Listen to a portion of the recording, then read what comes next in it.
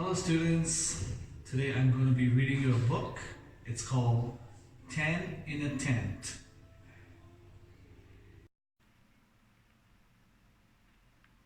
10 in a Tent,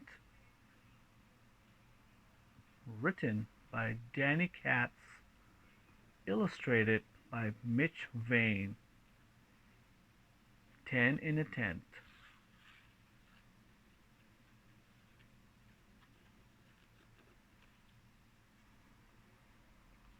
Characters: Honey loves to go on holiday. Nick is Honey's big brother. Julian is Honey's little brother. Lulu is Honey's best friend. Molly and Millie are Honey's twin baby sisters. Chapter 1: The Tent. Honey was in the tent, and Julian was in the tent, and Nick was in the tent, and Millie and Molly were also in the tent, and Lulu, and Aunt Finny, and Mr. Murch, and Mrs. Murch, and Bear the dog. 10 in a tent, all squished in tight. It was impossible to sleep like this, all bunched up in a little tent. And Bear the dog was the biggest dog in the whole universe. He took up most of the space. So everyone else had to squeeze into a tiny, teeny corner. If you were passing by outside, it would look kind of funny because you could see everyone's faces pushed up against the tent fabric.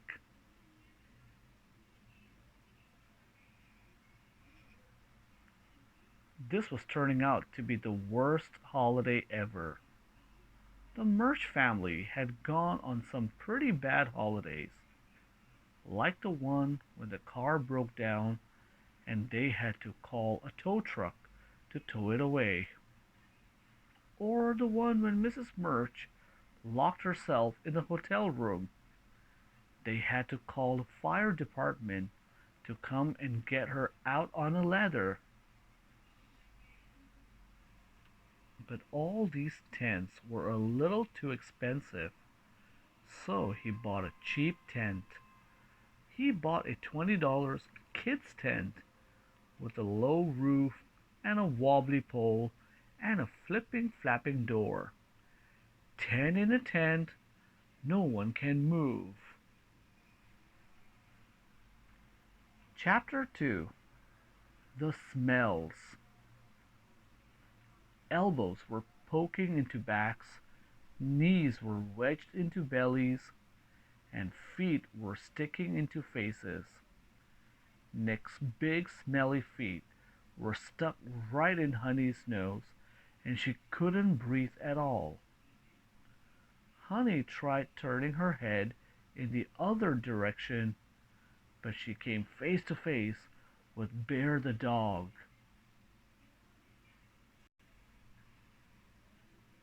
He was dribbling in his sleep, so she turned back to Nick's smelly feet.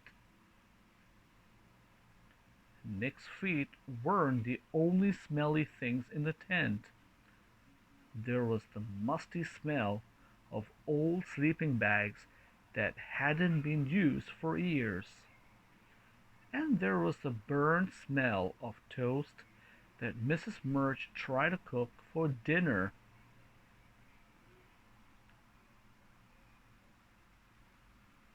And there was the very bad smell of rotting garbage. Rotten, stinky, yucky, disgusting, smelly garbage. That was because Mr. Murch had set up the tent right next to a rubbish bin. Everyone told him not to do it.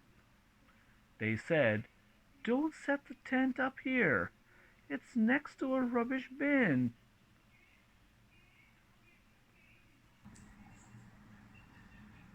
Mr. Murch said, Exactly. Now we won't have to walk very far to get rid of our rubbish. And he was right, as they didn't have to walk far at all.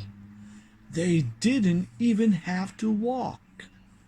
They could just stick their hands out of the tent window and slam dunk the rubbish straight into the bin.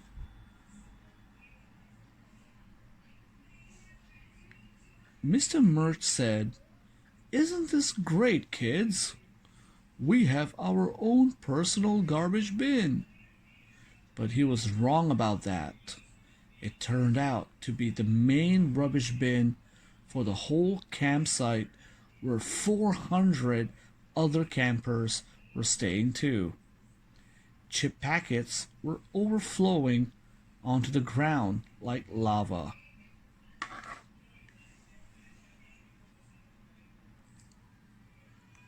Plastic bottles were lying around the tent like a moat.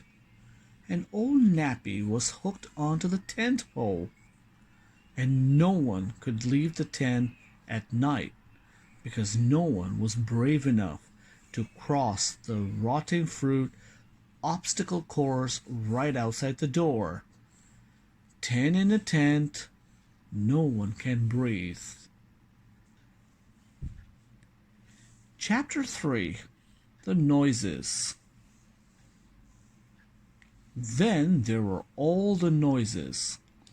Molly and Millie wouldn't stop crying all night. They were making a wah, wah, wah kind of noise. And Nick was listening to hip-hop music on his Discman. It made a slow boom, boom, boom kind of noise. And the guy sleeping in the tent next door was snoring very loudly. He made a funny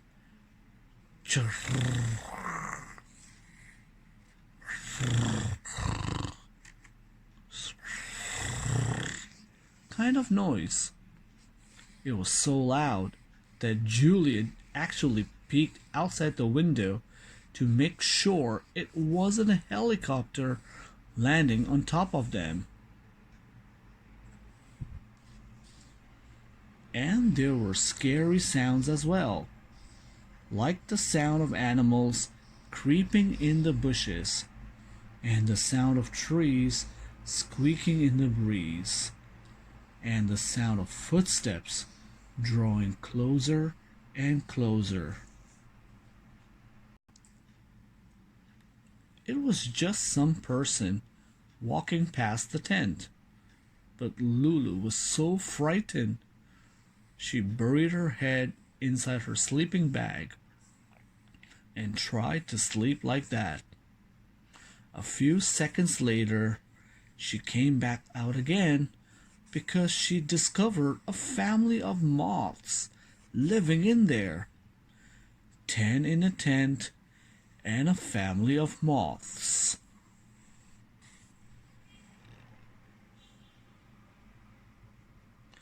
Now there was a strange hissing noise in the tent.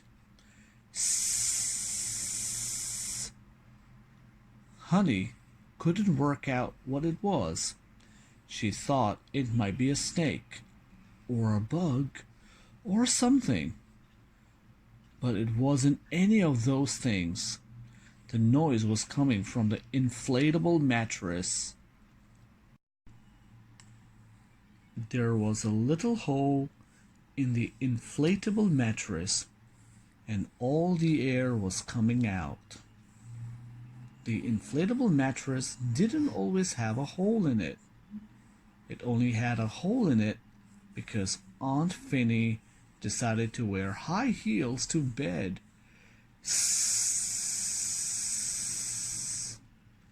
Pretty soon, all the air had come out of the mattress. And then it wasn't an inflatable mattress anymore. It was just a hard, flat sheet of rubber with a huge bulge in the middle. The big bulge was a rock. It was a hard bit of rock that was sticking up underneath the tent. 10 in a tent on a hard bit of rock.